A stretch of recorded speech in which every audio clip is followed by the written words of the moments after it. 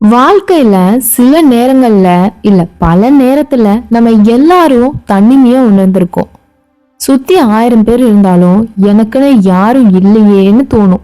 நான் படுற வேதனை யாருக்கும் தெரியலையேன்னு தோணும். ஜெபிச்சு ஜெபிச்சு சோர்ந்து போயிருப்பீங்க. ஆனா பதில் வந்திருக்காது. அப்போ உங்க மனசுக்குள்ள ஒரு கேள்வி எட்டி பார்த்திருக்குமே, கடவுள் என்ன மறந்துட்டாரான்னு. இன்னைக்கு தவக்காலத்தோட 12வது நாள் தியானத்துல இருக்கும். உங்களோட அந்த கேள்விக்கு ஒரு மிகப்பெரிய இல்ல அப்படிங்கிற பதிலும் மாறாத ஒரு நம்பிக்கையும் தரப்போறேன்.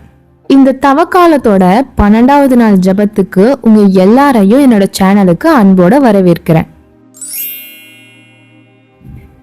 நம்ம பைபிள்ல எசாயா 49:15 என்ன இருக்குன்னா, ஸ்திரீயானவள் தன் கர்ப்பத்தின் பிள்ளைக்கு இறங்காமல் தன் பாலகனை மறப்பாளோ, அவர்கள் மறந்தாலும் நான் உன்னை மறப்பதில்லை அப்படின்னு இருக்கு.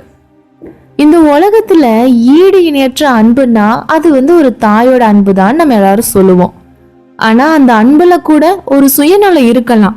ஒரு சூழ்நிலையில அது மாறலான்னு நம்ம வேதம் சொல்லுது. ஆனா உங்களை உருவாக்குன தேவன் என்ன சொல்றாருன்னா, அவங்க மறந்தாலும் நான் உன்னை மறக்க மாட்டேன் அப்படின்னு சொல்றாரு. நீங்க ஒரு இருண்ட அறையில உட்கார்ந்து அழுதுட்டு இருக்கும்போது, யாராவது என்ன கேட்க மாட்டாங்களான்னு ஏங்கும் போதும் உங்க பக்கத்திலேயே ஒருத்தர் உட்கார்ந்து இருக்கிறாரு. உங்க கண்ணீரோட சத்தம் அவருக்கு கேட்டுட்டு தான் இருக்கு. மனுஷங்க உங்களை ஒரு ஆப்ஷனா பார்க்கலாம், ஆனா தேவன் உங்களை ஒரு ப்ரையாரிட்டியா தான் பாக்குறாரு. நீங்க ஓரம் கட்டப்பட்ட நேரத்துல தான் அவர் உங்களுக்கு ரொம்ப பக்கத்திலேயே இருந்தாரு. அதே மாதிரி எசாயா 49:16 என்ன இருக்குன்னா, இதோ என் உள்ளங்கைகளில் உன்னை வரைந்திருக்கிறேன், உன் மதில்கள் எப்போதும் என் முன் இருக்கிறது அப்படின்னு இருக்கு. நாம ஒரு முக்கியமான விஷயத்துக்கு போனோம் அப்படின்னா அதை மறந்துடக்கூடாதுன்னு ஏதோ ஒரு பேப்பர்ல எழுதி வைப்போம். ஆனா தேவன் உங்களை ஒரு பேப்பர்ல எல்லாம் எழுதல, அவரோட உள்ளங்கையிலேயே வரைஞ்சு வச்சிருக்கிறாராமா. உள்ளங்கையில ஒரு தழும்பு இருந்தா அதை எப்படி நம்மளால மறைக்க முடியாதோ, அப்படிதான் நம்மளோட தேவனும் உங்களை ஒரு நிமிஷம் கூட மறக்க முடியாது. உங்க வாழ்க்கையில இப்ப நடக்கிற போராட்டங்கள், அந்த மதில்கள் சிதைஞ்சு போயிருக்கிறதெல்லாம் அவர் கண்ணு முன்னாடிதான் இருக்கு. அவர் அமைதியா இருக்காருன்னா அவர் உங்களை மறந்துட்டாருன்னு அர்த்தம் இல்ல, உங்களுக்காக ஒரு பெரிய அற்புதத்தை அவர் ஆயத்தம் செஞ்சுட்டு இருக்காருன்னு அர்த்தம். அடுத்து பாருங்க, சங்கீதம் 27:10 என் தகப்பனும் என் தாயும் என்னை கைவிட்டாலும் கர்த்தர் என்னை சேர்த்து கொள்வார் அப்படின்னு இருக்கு. நமக்கு ரொம்ப நெருக்கமானவங்க, நாம ரொம்ப நம்பினவங்க நம்ம கைவிடும் போதுதான் கடவுள் என்ன மறந்துட்டாரேன்ற சந்தேகம் பலமா வரும். ஆனா வேதம் சொல்லுவது என்னன்னா, உறவுகள் உங்களை ஒரு பாரமா நினைச்சு விலகி போனாலும் இந்த அண்ட சராசரத்தை படைச்ச தேவன் உங்களை தத்தெடுத்துக்க தயாரா இருக்காருன்னு இருக்கு. மனுஷங்க உங்களை தகுதியற்றவங்கன்னு சொல்லலாம், ஆனா அவர் உங்களை வெளியேறப்பட்டவங்கன்னு தான் சொல்றாரு. உலகமே உங்களை ஒரு ஓரமா ஒதுக்கி வச்சாலும் அவர் உங்களை ஒரு ராஜகுமாரியா ராஜகுமாரனா மட்டும்தான் தன்னோட மார்போடு அணைச்சுக்க காத்து கிடக்குறாரு. நம்ம யாருமே அனாதை இல்லைங்க, நம்ம எல்லாரும் அந்த உத்தமனவரோட பிள்ளைகள் தான். அடுத்து பாருங்க, சங்கீதம் 56:8 என் அலைச்சல்களை தேவரீர் எண்ணிருக்கிறீர், என் கண்ணீரை உம்முடைய துருதியில் வாரும், அவைகள் உம்முடைய கணக்கில் அல்லவோ இருக்கிறது அப்படின்னு இருக்கு. யாரும் எதிர்பார்க்காத நேரத்துல நீங்க சிந்துற ஒவ்வொரு சொட்டு கண்ணீரும் வீணா போகாது.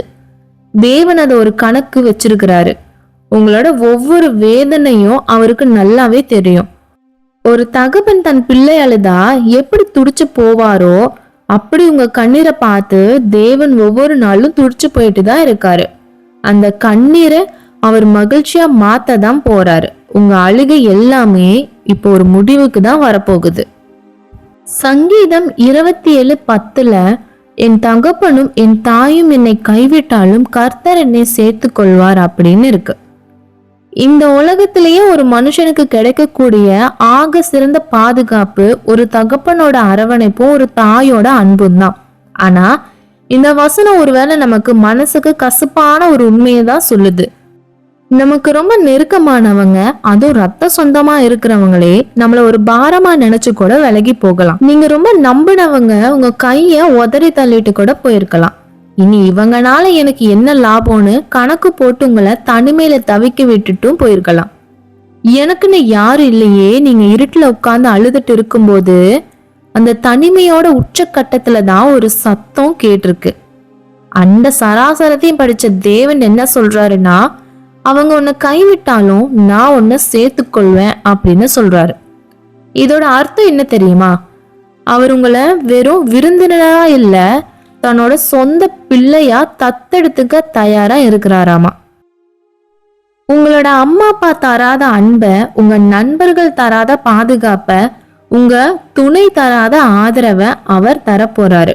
நீங்க ஒரு அனாதையோ இல்ல கைவிடப்பட்டவங்களோ இல்ல, நீங்க உத்தமனான ராஜாவோட பிள்ளைங்க. உங்க அப்பா இருக்கும்போது உங்களுக்கு எதுக்கு பயம்? இப்போ ஒரு 2 நிமிஷம் எல்லாரும் கண்ணை மூடி ஜெபம் பண்ணலாம். கண்ணை மூடிக்கோங்க.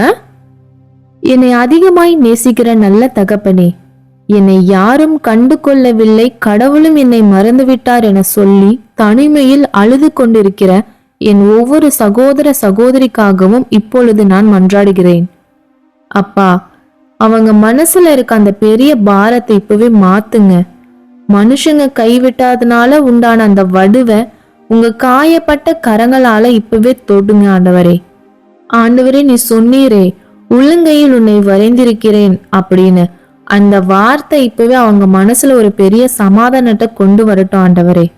நான் அனாதை இல்லை, என்னை ஒரு ராஜாவோட பிள்ளை அப்படிங்கிற அந்த அந்தஸ்தை அவங்க உணரட்டும். யாரெல்லாம் ஓரங்கட்டப்பட்டாங்களோ, யாரெல்லாம் உன்னால ஒண்ணும் முடியாதுன்னு கேலி செய்யப்பட்டாங்களோ அவங்கள அதே இடத்துல உயர்த்தி நிறுத்துங்க ஆண்டவரே. அவங்க சிந்தின ஒவ்வொரு சொட்டு கண்ணீரும் இப்ப சந்தோஷமா மாறட்டும் ஐயா. அவங்க இழந்த எல்லாவற்றையும் இரட்டிப்பாக அவங்களுக்கு திருப்பி கொடுங்க.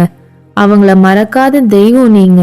அவங்க தனிமையில நீங்க துணையா இருந்திருக்கிறீங்க, அதை அவங்கள உணர வைங்க. இந்த தியானத்தை கேட்டுட்டு இருக்க ஒவ்வொரு வீட்டுக்குள்ளேயும் ஒரு புது வெளிச்சம் வரட்டும் ஆண்டவரே. அவங்க வாழ்க்கையில ஒரு பெரிய அற்புதம் இப்பவே இன்னைக்கே நடக்கட்டும் ஆண்டவரே. இயேசுவின் வல்லமையுள்ள நாமத்தில் ஜெபிக்கின்றேன் எங்கள் ஜீவனுள்ள நல்ல பிதாவே, ஆமேன். அன்புள்ள சகோதர சகோதரிகளே, இன்னைக்கு இந்த வார்த்தைகள்லாம் கேட்டதுக்கு அப்புறமும் கடவுள் என்னை மறந்துட்டாருன்னு நீங்க நினைக்க மாட்டீங்கன்னு நான் நம்புறேன். ஏன்னா நீங்க அவரோட உள்ளங்கையில இருக்கீங்க. மனுஷங்க உங்களை கைவிட்டாலும் அவர் உங்களை ஒரு ராஜகுமாரியாவும் ராஜகுமாரனாவும் தான் தன்னோட மார்போட அணைச்சுக்க காத்துட்டு இருக்காரு. இந்த தியானம் உங்க மனசுக்கு ஒரு சின்ன ஆறுதலையாவது தந்திருந்தா எனக்கு நீங்க தெரியப்படுத்துங்க. கமெண்ட் பாக்ஸ்ல கடவுள் என்னை நினைக்கிறார் அப்படின்னு டைப் பண்ணுங்க. உங்க விசுவாசம் இன்னும் பலருக்கு பலனா இருக்கும். நாளைக்கு தவக்காலத்தோட 13வது நாள். இன்னும் ஒரு ஆழமான சத்தியத்தோடு உங்களை சந்திக்கிறேன். மறக்காம நம்ம சேனலையும் சப்ஸ்கிரைப் பண்ணிட்டு பக்கத்துல இருக்கிற பெல் ஐக்கானையும் டேப் பண்ணி வச்சுக்கோங்க.